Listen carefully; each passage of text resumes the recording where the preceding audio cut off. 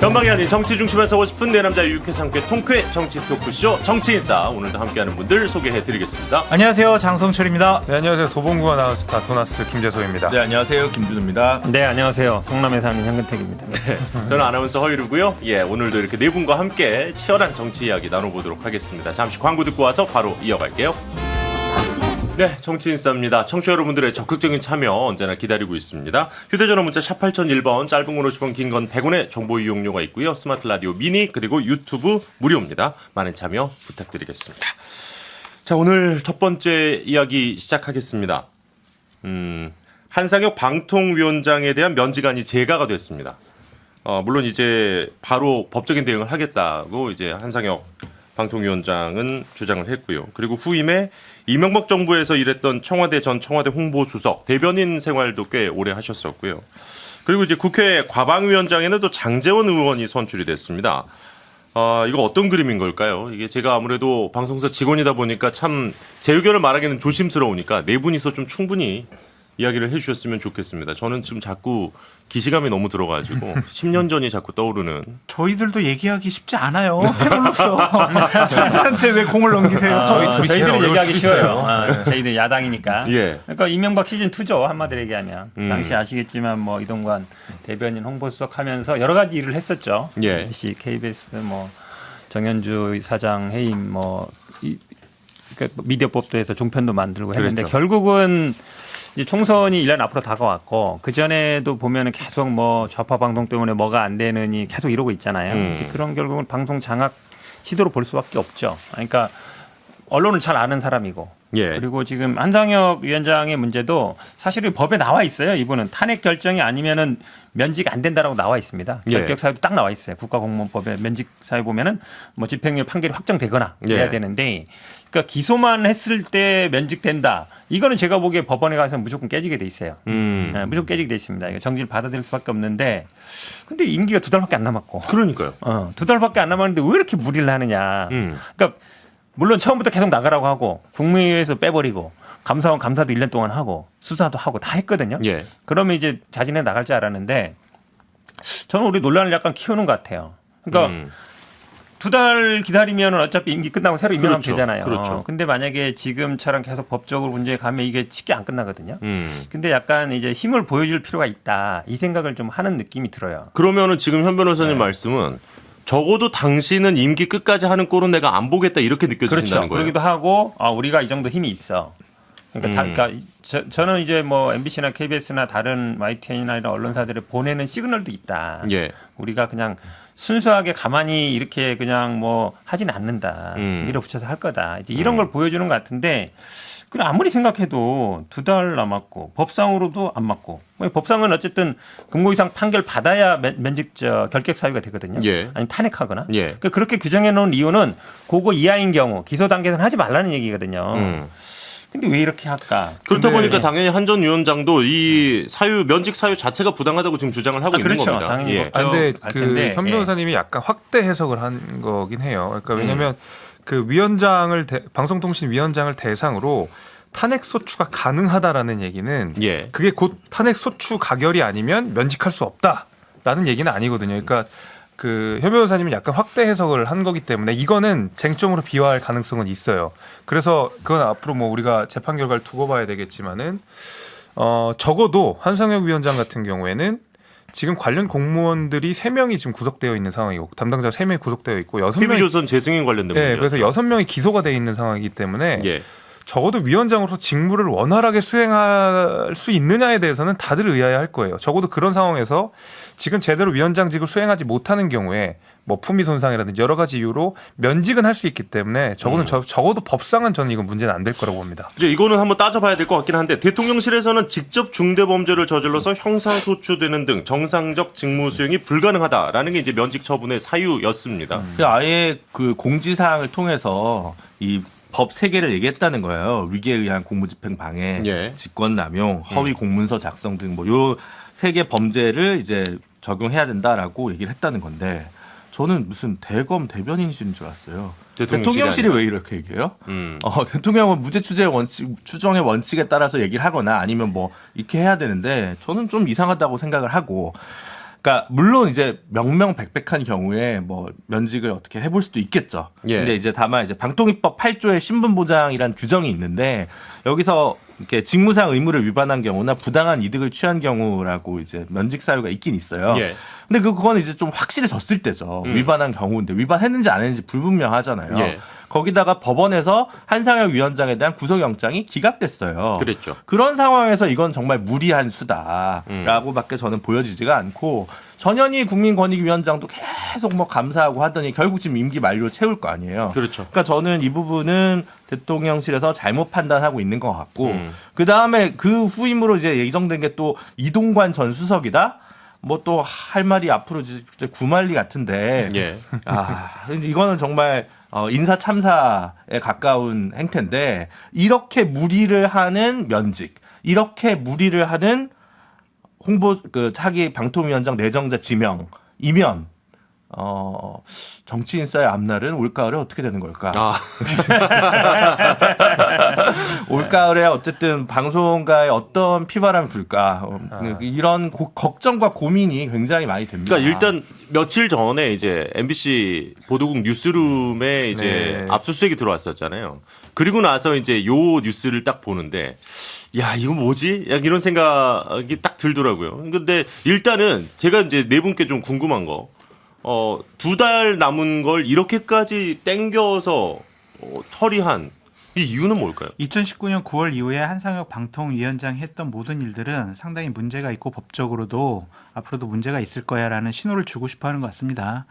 여러 가지 문제점 있는 방통위원장이 내린 결정 자체가 상당히 잘못됐다라는 이미지도 주고 싶어하는 것 같다라고 네. 볼 수밖에 없고요.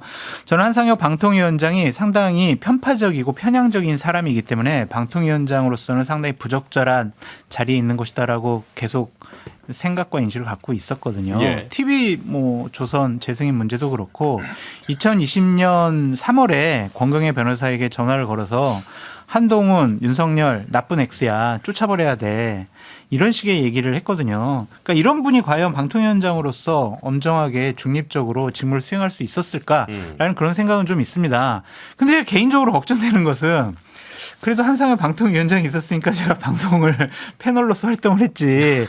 이제 예를 들면 이동관 방통위원장이 오면 예를 들면 야당에서 지적하는 것처럼 네. 방송을 장악을 하고 진행자나 패널들을 바꾸려는 시도가 분명히 있을 것 같거든요. 그럼 저는 방송의 앞날은 어떻게 되는 것이냐. 그런 개인적인 걱정과 두려움도 있습니다. 그러니까 한상혁 위원장의 정치적 편향성을 그동안 보수 진영에서 굉장히 제기해 왔는데 그랬죠. 그것보다 훨씬 더 정치적 편향성이 뚜렷한 이동관 전 수석을 방통위원장에 지명한다는 것은 김재섭 위원장도 이건 실드를 못 치니까 지금 굉장히 난감해하고 있다는 소식이거든요. 실드 쳐야죠. 네, 이거 어떻게 쳐? 자기가 봐도 이건 아니지. 그죠?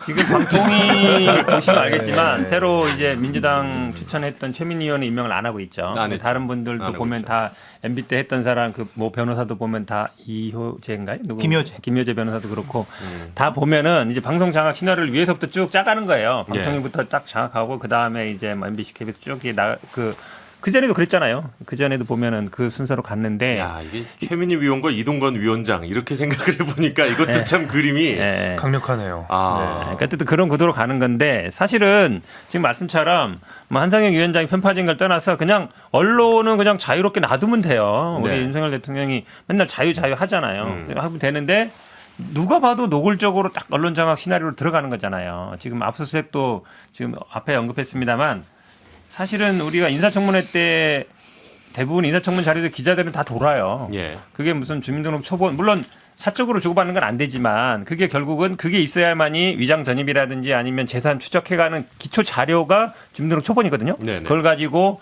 어디로 애들 어떻게 갔는지 그렇죠. 어떻게 땅을 아파트를 샀는지를 추적해가는 거잖아요. 일단은 뭐 이사한 내용이 다 그렇죠. 나오니까요. 언론의 네. 검증이라는 게 그런 겁니다. 아무 자료도 없이 검증을 어떻게 하겠어요. 근데 저는 그런 정보가 나갔다고 방송사 와서 압수수색하고 막 기자들 집에 가서 핸드폰 다 뒤지고 그러면은 제가 보고 국회에 있는 기자들은요. 다 이제 저 핸드폰 다 털릴 각오해야 돼요. 근데 예를 들어서 이거잖아요. 그게 한동훈 장관이 아니라 다른 장관이었으면 예. 어땠을까? 조국 장관 얘기도 많이 하는 거죠. 그러니까 사실은 언론의 취재라는 거는 그런 걸 통해서 이루어지는 겁니다. 예. 그거를 법의 잣대를 들이대서 압수수색을 해간다.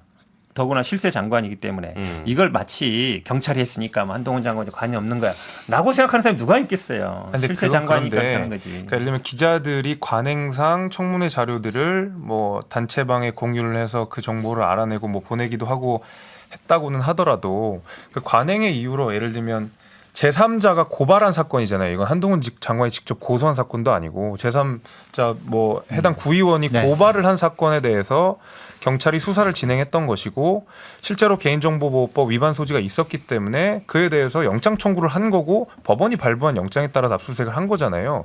적어도 만약에 이게 관행상 그랬기 때문에 기자들 그러는 거 가지고 압수수색한다고 뭐라 그런 거면 개인정보보호법을 없애야죠, 민주당이. 그런 의미에서 저는 개인정보보호법에 따라서 압수수색이 이루어졌다라는 데까지는 그럴 수 있지만 이제 이 안에 뉴스룸까지 들어와서 압수수색한 거는 아무래도 한동훈 장관이 대상자라는 면에서 좋아 보이진 않았다.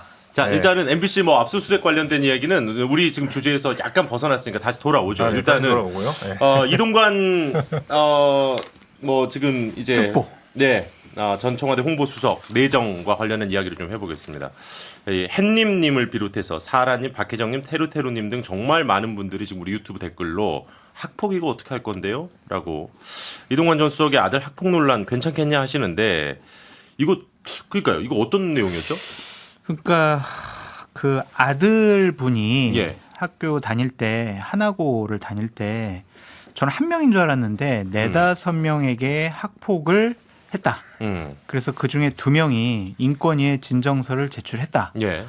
그런 상황에서 하나고의 당시에 이제 교장 선생님과 이동관 특보 측은 이미 피해자들과 합의를 봤다. 예. 그래서 별 문제가 안 된다. 이런 건데 인권위의 진정서 내용을 좀 자세하게 들어보니까 정순신 그분과는 좀 다른 것 같아요. 그분 자녀랑은. 예. 그분은 이제 자녀는 전에 이제 그 말로 국가수사본부장 네. 지명됐었다가 이제 본인이 철회를 하셨었죠. 말로 학폭을 한 건데 네. 이분은 신체적인 물리적인 가해가 있었던 것 같아요. 폭력, 신체적 네. 폭력.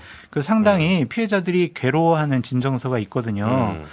그래서 이동관 특보 측에서 우리가 이미 다 합의했기 때문에 별 문제가 안 돼라고 생각할 문제는 아닌 것 같아요. 어제 저는 자세하게 얘기를 다 들어봤는데 그러니까 이게 어쨌든 정순신 변호사 건과 네. 그다음에 이제 드라마가 크게 화제가 되면서 이제 학구평용 문제가 네. 예전과는 분명히 지금 달라요. 사회적 분위기가 달라졌는데 네. 용산에서는 지금 문제가 없다는 입장인가요, 그러면? 용산의 입장은 우리 김재섭 위원장님. 저도 잘은 모르지만 대응을 하고 있다 정도로 알고 있어요. 저는 인사청문회에서 분명히 이 문제 나올 것 같은데. 매우 말이죠. 나오겠죠. 예. 매우 나올 것 같은데 초점은 이런 것 같아요. 그러니까 방송장악 이런 얘기를 많이 했는데 어떤 이동관 뭐 후보자라고 해야 될까요? 뭐 아무튼 이동관 지명자 특보? 정도 할까요? 뭐 지명자 네. 정도 특보라고 해야죠. 특보 뭐 지명도 특보로 하시죠. 아닌 것 예. 같아. 뭐 특보가 어떤 방송장악에 특화된 사람이라기보다는 그 KBS 수신료 분리징수에 뭔가 좀 특화돼 있는 분이다. 뭐 이런 얘기들이. 근데 그건 실제로 왜냐면 위원장 노래 많이 한다. 왜냐면 아니 실제로 예, 지금 예. 굉장히 그 청원이 많이 들어오고 있는 상황이고 거기에 대해서는 전문가라는 얘기가 있어요. 그래서 분리징수. 분리징수 분리징수 문제와 전문가. 관련해서 이제 전문가이기 때문에 대통령실에서 회계사인가? 그건 모르겠습니다. 분리징수는 국회에서 결정해야 되는 게 아닌가? 그러니까 거기에 대해서 이제 제도적인 이해가 잘 되어 있는 분이기 네, 네. 때문에 이제 그렇게는 되는데 학폭 문제는 저도 잘 모르겠어요. 이 학폭의 진술을 내용 보니까 이게 전형적인 학폭 사회에서 많이 벌어지는 일이에요. 그러니까 예. 둘이 싸우게 한다든지. 저도 이제 학폭 사건들을 보면 초등학교, 중학교 애들이 꼭 그렇게 합니다. 너 쟤 때려봐, 쟤 때려봐. 아니면 뭐 이렇게 싸움을 시킨다든지. 예, 예. 근데 심각한 건 보면은 그분이 그 친구가 친구의 머리를 책상에 300번 부딪히게 했다. 거의 300번 책상에 부딪히게 했다. 그리고 진술 내용이 있는 내용이에요. 굉장히 제가 보기에는 그러니까 이게 2011년 일이니까 그리고 언론에 좀 외부로 알려진 건 2015년에 서울시의회에서 좀 알려지긴 했지만 예. 그때와 지금의 이 학폭을 대하는 이 국민들의 인식이 굉장히 달라졌죠. 사회적 시선이 다르죠. 그렇죠. 글로리 전과 후가 다르듯이. 예. 그러니까 사실 이건 시효 문제도 없어요. 물론 10년은 넘었습니다만 근데 당시에 학폭이 열리지도 않았어요. 예. 교사들은 문제 제기하는 상황이었고. 네. 왜냐하면 청와대 실세잖아요. 그랬죠. 청와대 실세 아들이 있는데 어떻게 학폭 열어서 하겠어요. 그냥 전학 가는 걸로 끝났거든요. 네. 그 이분은 또 좋은 학교 갔고. 그러니까 패턴이 비슷해요. 예, 비슷하고 그 진술 내용들이 굉장히 심각한 게 많아서 제가 보기엔 이 문제가 불거질 수밖에 없을 것 같아요. 그러니까 이 문제를 뭐 야당이 혹은 진보가 문제 제기한다고 생각하지 마시고 예. 국민들 눈높이에 맞는 인사 정책을 수립해서 했으면 좋겠다라고 말씀을 드리고 싶어요. 민심에 가장 민감한 아이돌들 보세요. 예. 르세라핌, 아이들 여기다 멤버 한 명씩 하차했어요. 그랬죠. 왜? 학폭 때문에. 저는 그런 걸 생각하면 이런 걸 거기다 정순신 당시 그 국가수사본부장도 내렸는데 이렇게까지 하면서 왜? 라는 생각이 드는 거죠. 그리고 그렇게 뛰어난 법무부와 그리고 검찰 출신으로 이루어진 인사 수석 시스템. 쪽에서는 예. 도대체 뭘 검증하는 거지? 음. 라는 생각이 들 수밖에 없어요. 그러니까 이거는 지금 제가 볼 때는 확실한 인사라기보다는 여론의 추이를 보기 위한 뭐랄까요? 일단 또 한번 던져본 네, 건가요? 저는 그렇게 보여져요. 그래서 확정적이진 않은데 지금 여론 형성이 굉장히 중요하다고 생각하고 전 이 부분이 굉장히 비판받을 점이 많다고 생각합니다. 무무류님께서도 합의하면 학폭이 없어지나 뭐 이렇게 아주 비판적인 문자를 또 주셨는데 그 진정선 내용이 자세히 알고 싶은 분은요. 제가 어제 금요일 날 예. 다른 경쟁 방송 진행을 하면서 진정서 내용을 다 이렇게 얘기했거든요. 예. 그거 한번 들어보시면은 어떤 사항인지 아실 수 왜 있을 여기서 겁니다. 다른 방송을 홍보하고 계시나요? 제가 얘기한 게 아니라 예, 전 예. 그때 사회를 받고 예, 예. 출연하신 분이 장윤선 정치전문기자가 아. 쭉 그 진술서 네. 내용을 읽어줬어요. 자세하게 얘기를 하더라고요. 알겠습니다. 저 그 내용 듣고 상당히 저도 충격적이었어요. 뉴사이킥이었나요? 그거? 아니면 타사 방송이었나요? 네. 타사. K본부, 그럼 아무 말씀도 하지 마시고. 예. 알겠습니다. 뭐 근데 일단은 이렇게 되니까 저는 좀 그 질문을 드리고 싶어요. 그러니까 최근 벌어지고 있는 여러 가지 그러니까 이명박 박근혜 정부의 좀 대잡이 같다 이런 생각도 자꾸 드는 이유가 그러니까 이게 어쨌든 정권이 바뀔 때마다 특히 뭐 방통위원장 자리를 두고 양쪽이 계속 싸우잖아요. 그러니까 물론 언론이 자기 편을 들어줬으면 좋겠다는 건 뭐 어느 정권이든 뭐 가질 생각인 거는 분명한데 좀 이 악순환을 끊을 방법은 없을까? 저는 이 부분은 꼭 문재인 정권이 아쉽다라고 말씀드려요. 예. 그러니까 거기서 문재인 또 약간 정권 문재인 탓이 또 아니라 문재인 정권 때 처음에 초창기에 국민의 80% 이상 지지를 받는 그런 사랑을 받는 정권이었단 말이에요. 그때 조금 원한이나 보복 같은 감정을 좀 버리고 좀 나라를 정상화시키는데 더 많은 노력을 기울여줬으면 어땠을까.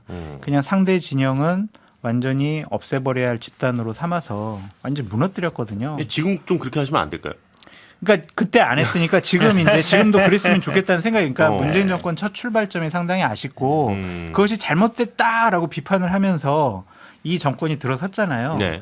그런데 이제 똑같은 일이 반복되는 것은 참 역사의 불행이고 국민들이 참 불쌍해 보인다는 생각이 들어요. 근데 아까 정정할 거 하나 있네요. 아까 보니까 그 김효재 그분이 변호사가 아니고 이상인 변호사. 네네. 예, 그분을 아마 위원으로 임명하고 김효재 방통위원이 부위원장. 부위원장으로 직무대행 맡고 그렇게 됩니다. 네. 민주당이 아쉬운 게 있다면 이런 거죠. 이제 방송법이랑 그 교육방송공사법이랑 예. 그다음 방송문화진흥법인가요? MBC 관련법 세 그러니까 뭐 쉽게 말하면 지배구조 관련된 개선법 네, 그거를 법안들입니다. 요즘 추진하고 있어요. 네. 지금 뭐 국회 본회의 직회부 하겠다고 이제 하는 거잖아요. 민주당 측에서.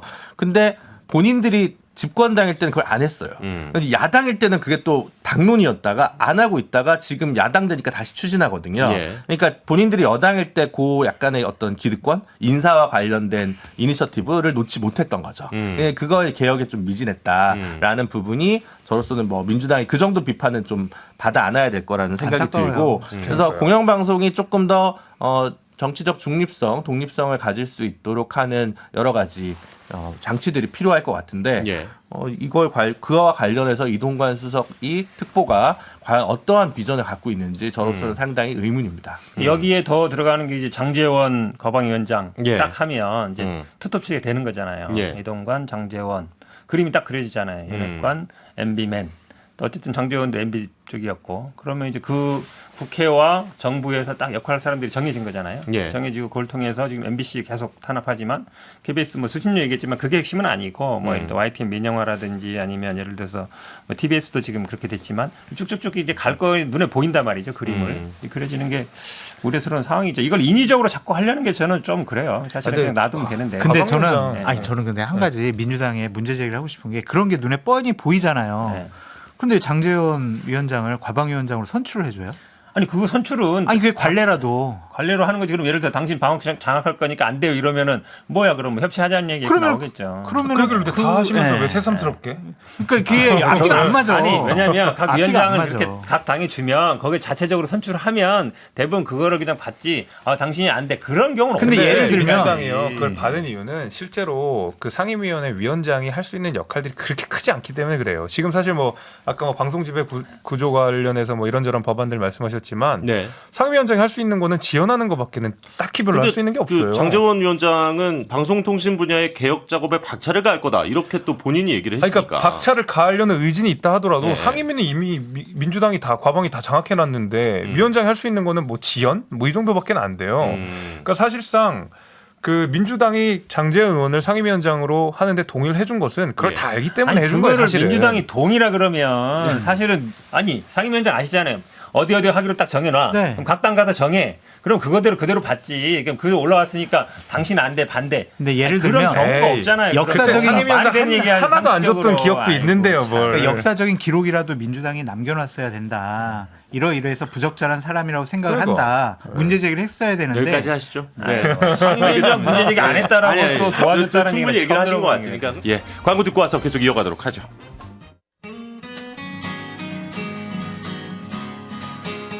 오늘도 당신 편 MBC 라디오와 함께하는 안전운전 캠페인입니다.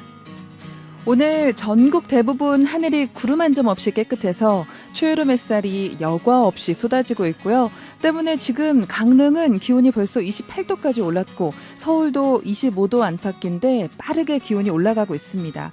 오늘 낮 최고 기온 서울은 28도, 경남 밀양과 합천은 30도까지 치솟겠고요. 대기 불안정으로 경북 동부지방은 한때 소나기 내리는 곳도 있겠습니다. 좀 더워도 모처럼 날씨 좋은 주말입니다. 때문에 교통량이 굉장히 많은데 경부고속도로 부산 쪽은 벌써 정체가 90km가 넘어갑니다. 특히 안성부터 남이분기점 구간 꽉 막혀 있고요. 평택 제천고속도로도 특히 남안성부터 대소분기점 구간 어렵습니다. 박소영이었습니다. 오늘도 당신 편 MBC 라디오와 함께하는 안전운전 캠페인이었습니다.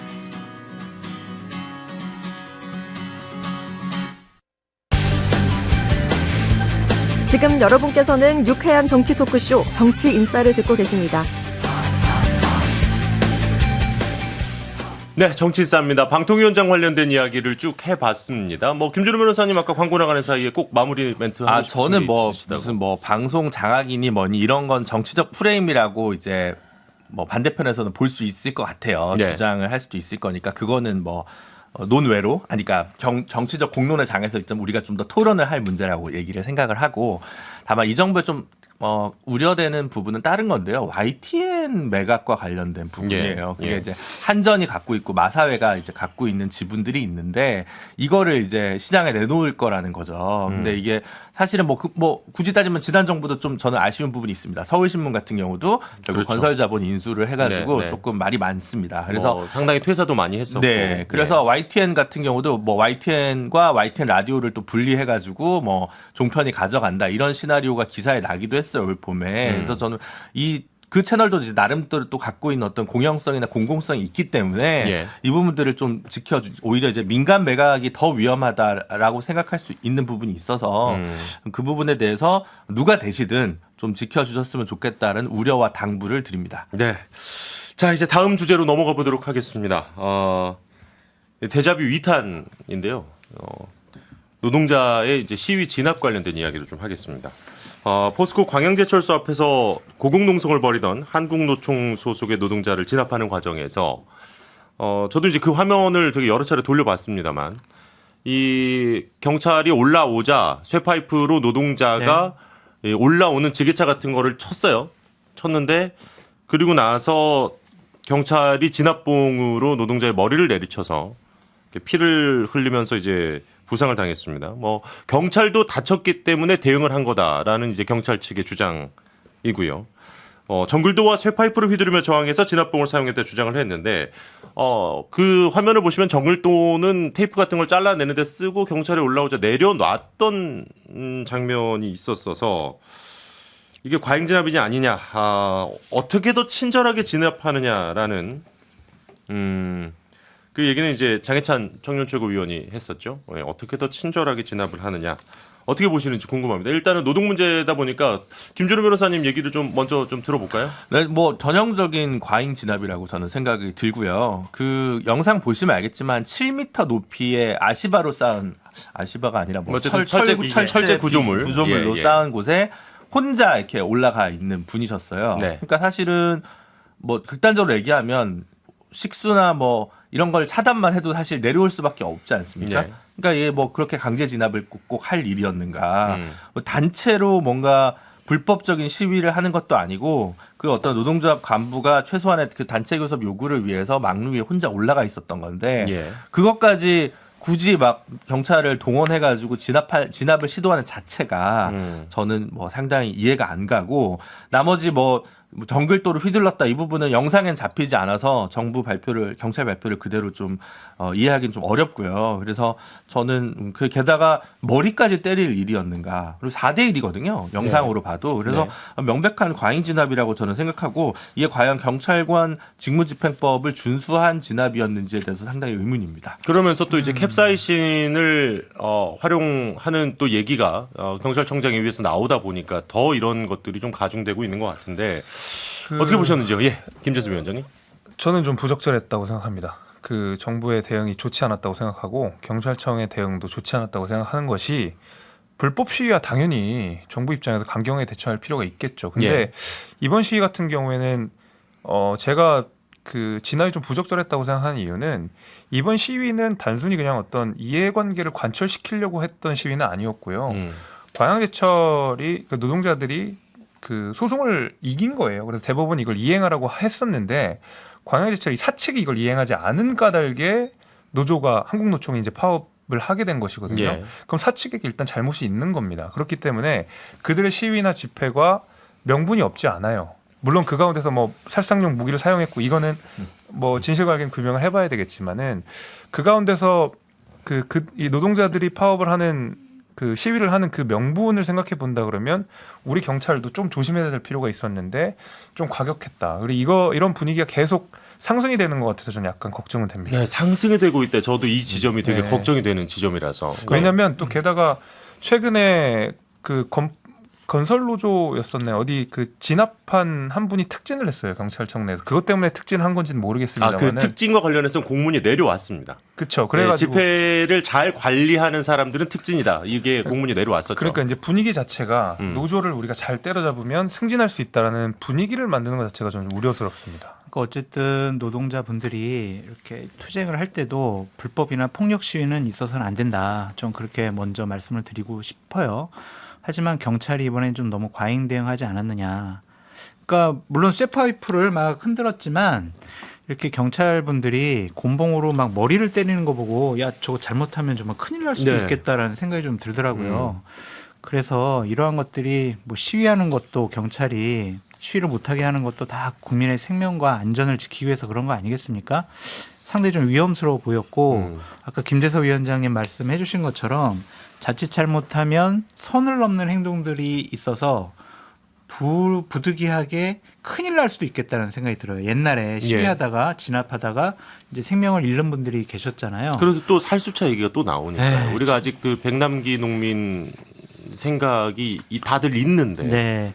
그러니까 경찰들도 어쩔 수 없었다라는 건 알아요. 옆에는 정글도라는 40cm 칼이 있었고 그분이 막 쇠파이프로 막 자기들을 때리고 위협하니까 좀 그 과정 중에서 과잉 진압이 있었던 거는 같은데 그렇더라도 조금 좀 국민들이 보기에는 우려스러운 부분들이 많았다라고 볼 수밖에 없습니다. 제가 보기에는 이게 결국은 윤석열 대통령이나 지금 정부 여당에서 그러니까 노조를 때려잡으면 지지율이 좀 오른다.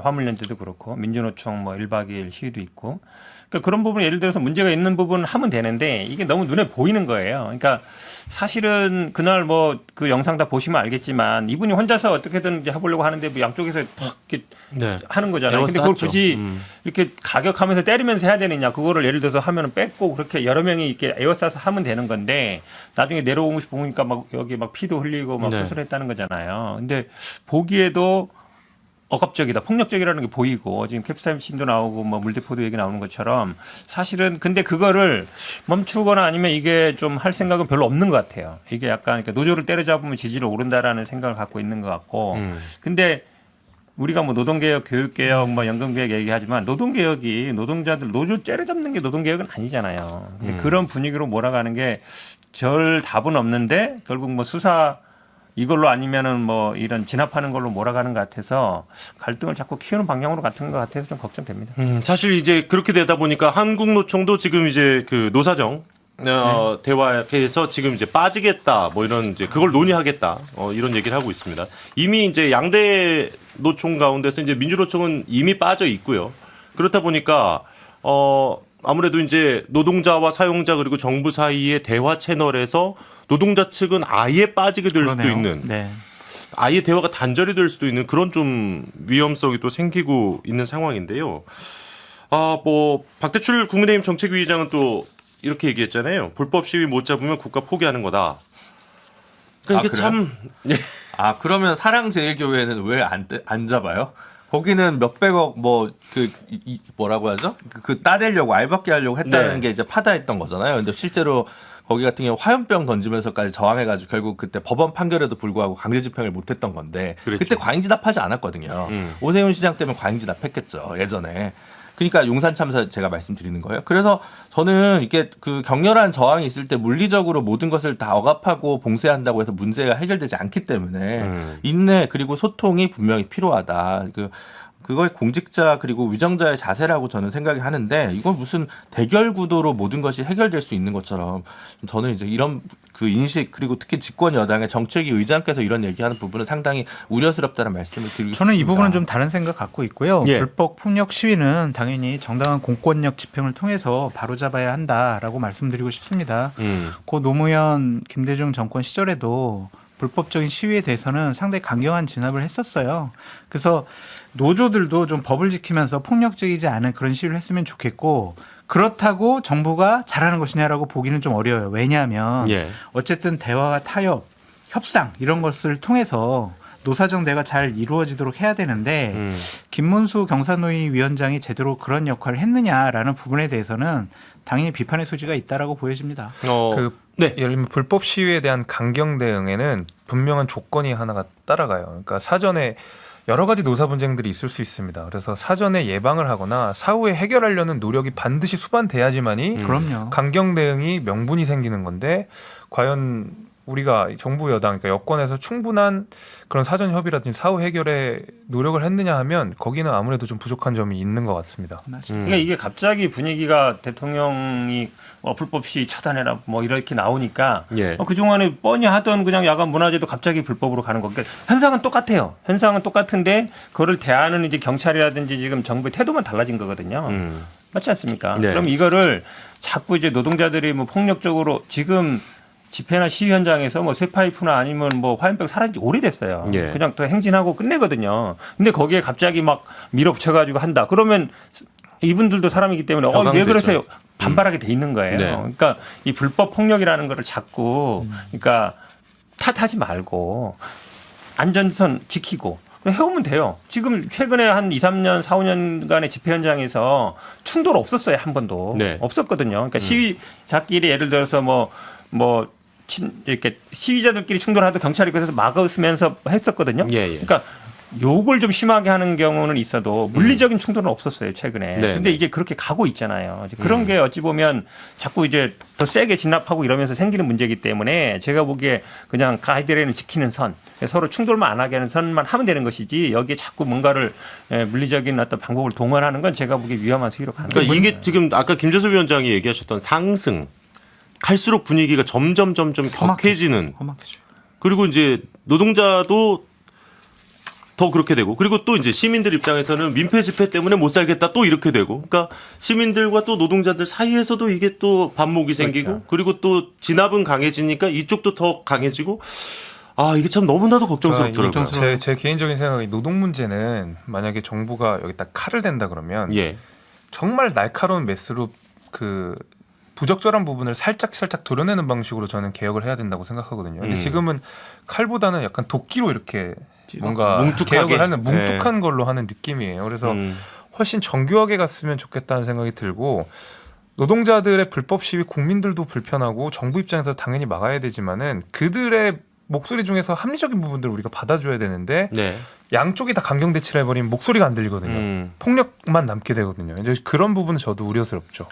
그러니까 이제 위정자가 혹은 뭐 장관, 뭐 경찰청장 이런 급에서 한 30 정도 생각하고 얘기를 하면 예. 그 말단으로 가면 60, 70으로 불어나는 거예요. 그렇기 때문에 지침을 내리거나 언론에 시그널을 보낼 때 굉장히 조심해야 한다고 생각합니다. 예. 뭐 여야에서 공방하는 국회에서는 조금 세게 얘기할 수 있을지 몰라도 실제 집행을 담당하는 행정 부처의 장관급들은 장차관급들은 조금 더 톤 조절을 해서 지침을 얘기하는 것이 맞는데 요즘 보면 그런 자세가 좀 아쉬운 것 같아요. 예.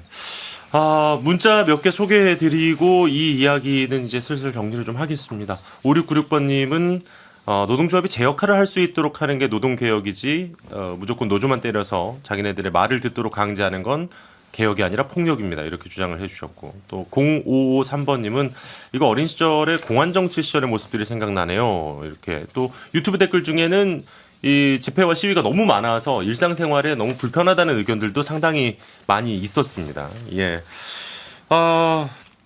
무엇보다도 크게 다치거나 경찰도 당연히 그렇고요. 그리고 노동자도 정말 이 목숨을 잃게 되는 그런 안타까운 일이 좀 다시는 좀 일어나지 않았으면 좋겠다 이런 생각이 들었고요. 당연히 경찰과 공권력을 집행하는 분들의 안전도 참 소중하고 중요하다. 이 말씀도 드리고 싶습니다. 네. 자, 오늘 마지막으로 그 얘기까지 하겠습니다. 지지율 흐름 끝으로 좀 한번 살짝 살펴보고 마무리하죠. 최근 이제 어떻게 보면은 지금까지 나오고 있었던 오늘 앞에 두 가지 주제가 네. 상당히 지금 정부 대통령실이 자신감을 좀 찾고 강공 드라이브를 거는 게 아니냐 네. 이런 생각이 듭니다. 한국갤럽 여론조사 어제 발표한 거는 이제 2주째 좀 하락세긴 했는데 리얼미터가 미디어 트리뷴 의뢰로 조사한 건 5주 연속 상승세거든요. 그렇죠. 예, 자세한 내용은 중앙선거여론조사 심의위원회 홈페이지 참고하시면 되겠습니다. 이거 뭐 상승세라고 보십니까? 하락세라고 보십니까? 전 정체라고 봐요. 그냥. 정체? 그냥 네, 정체고. 보합세다? 그리고 여론조사를 볼 때 예. 갤럽 여론조사랑 뭐 리얼미터 여론조사를 섞어서 보면 안 될 것 같고요. 한 주 단위로 끊어서 갤럽은 어떠한 흐름인지 리얼미터는 어떠한 흐름인지 이렇게 봐야 될 것 같고 여론조사 흐름에서 어쨌든 상승세가 나와서 대통령실은 기분이 좋지만 세부 내역을 좀 판단을 해보면 상당히 좀 우려스러운 수치가 나올 수밖에 없어요. 박수영 여의도연구원 위원장은 아니 이런 흐름 내년 우리 총선 좋아. 승리 네. 여당이 할 것 같다. 이런 근데 얘기했죠. 갤럽에서 금요일 날 발표한 여론조사를 보면은 정부 견제론이 49, 정부 지원론이 37이란 말이에요. 네. 내년 총선 전망이 어두워요. 그런데 더 문제인 게 있어요. 저 보수예요. 저 보수를 지지해요라고 하는데 내년 총선에서 누구를 찍을 거예요라고 했을 때 보수 중에 68%만 저 여당 찍을 거예요라고 했어요. 보수 지지층 네. 가운데. 근데 24%는 저는 야당 찍을 거예요. 이런 거거든요. 예, 예. 보수층에 분열이 일어나고 있다고요. 그리고 중도층에서도 저 여당 찍을게요. 35. 저 야당 찍을 거예요. 50이에요. 그렇다면 지지층이 분열돼 있고 중도층도 야당의 손을 들어주고 있는 상황에서 박수영 여의도 연구원장의 저러한 발언은 상당히 좀 부적절한 판단이다라고 볼 수밖에 없어요. 예. 지지율 지금 조금 안정화된다고 하더라도 어쨌든 국민의 60% 가까이는 아직도 윤석열 대통령에 대해서 부정적인 평가를 하고 있고 내년 총선 전망 어둡거든요. 좋아할 때가 아니다라고 말씀드립니다. 지지율 추이 어떻게 보시는지? 좀 모르겠어요. 예. 아니, 그러니까 이게 뭐 같이 보고 섞어본다 뭐 이런 얘기 이제 하셨는데 리얼미터는 ARS 예. 한 2,500명 정도 샘플이고 그 한국갤럽 같은 경우 전화 면접 조사입니다. 그래서 이게 좀 다른 차이가 나는 부분이 있어가지고 어떻게 봐야 될지인데 따로 봐요. 확실한 거는 그 뭐 40을 넘진 않을 것 같다라는 생각이 좀 들고 그러니까 지지층이 제 결집해도 35에서 37 사이거든요. 예. 근데 그 이상을 이제 못 뚫고 올라가니까 그러면 이제 무엇을 가지고 앞으로 할 거냐 외교 이후에 하는 것이 지금 뭐 상대방 진영을 공격하는 방식 말고 예. 우리 사회에 산적해 있는 문제를 해결하는 방식 그런 것들 어떤 입법을 할 거냐 이런 거와 관련해 가지고 블루프린트를 좀 제출할 필요가 있다고 생각하는데 그 부분이 잘 보이지 않기 때문에 지금이 중요한 게 아니라 그래서 그다음 뭔데 원래 지지층에서 재결집 효과 외에 중도층이나 혹은 야당 지지층의 마음까지 살 수 있는 부분의 전략이 뭔데 언론 환경을 개선해야 돼.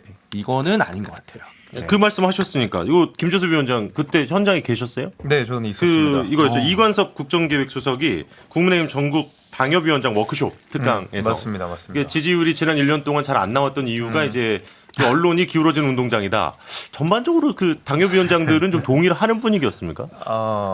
그냥 뭐 대꾸는 안 하고 다 강의를 듣는 방식으로 이렇게 뭐 받아 적을 건 받아 적고 예, 예. 뭐 질의할 건 질의하고 이런 분위기였기 때문에 뭐 제가 동의 여부를 확인하기는 어려웠었지만은 이관섭 수석 얘기는 사실 이제 이런 거였죠. 그러니까 우리는 이러이러한 좋은 뜻이 있는데 예. 그것이 이제 예를 들면 조금 나쁘게 기사가 나갔는데 이런 부분에 대한 아쉬움을 토로한 거지 뭐 언론 지형을 뭐 바꾸 이렇게까지는 아닌 걸로 들렸어요. 개인적으로 현장에서는 이제 그랬는데 그게 본질은 아니죠. 저희가 잘해야 되는 게 본질인 거고요.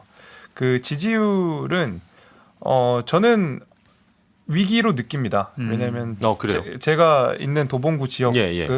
기본적으로 민주당세가 좀 더 좋은 지역이기 때문에 그렇죠. 훨씬 더 피부로 크게 와닿는 것도 있고 과거에 이제 우리 정부를 좋아했던 그다음에 국민의힘을 좋아했던 분들도 지지를 철회하진 않더라도 이런저런 비판들을 많이 해주셔서 저도 잘 듣고 있거든요. 근데 그런 의미에서 조금만 더 낙관할 문제는 구체적인 아니다. 얘기 듣고 싶은데. 다쳐요 그럼. 아니야, 그러니까 어떤 면에서 그러니까 주민들 얘기를 들으셨을 때 좀 체감을 하시는지 아직 우리가 이렇게 여유로운 제법 상황이 아니다. 제법 많이 있습니다. 네, 어. 그래서 너무 자기네들끼리 하지 말고 좀 이렇게 중도 확장적인 내용들을 많이 이야기했으면 좋겠다라는 얘기가 제가 이제 순화해서 말씀을 드렸는데 그런 내용들이 좀 많았던 것 같아요. 네.